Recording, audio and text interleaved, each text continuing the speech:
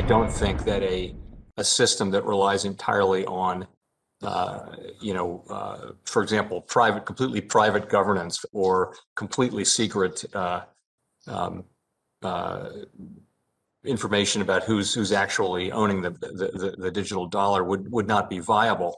And the lack of privacy in the Chinese system is just not something we could do here. At the same time, so there's got to be a balance, and it does call for using the two-tiered system in some way, so that there's a wallet outside of the central bank, and transfers can take place there, and that there are appropriate protections. We're only beginning to think carefully about these things, and it's going to be a careful, detailed, and probably lengthy process of consideration.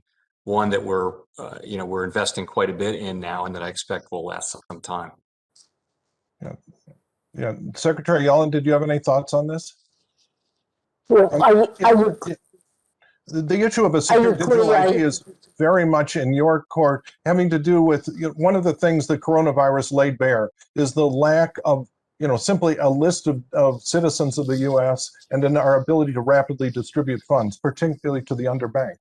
A high quality and universal digital ID in the U.S. would have made that immeasurably easier, as well as everything from, vaccine certificates or you name it. And so this has been, it's an ongoing discussion on many fronts. And there are also specific proposals. I believe you've had letters urging both of you to look into this in more detail. And so I was just wondering what the state, just as simply as a means for citizens to receive payments, Fed accounts, each one of us has, already an account with the federal government, the IRS at least. And I was wondering how you saw this part of the conversation going.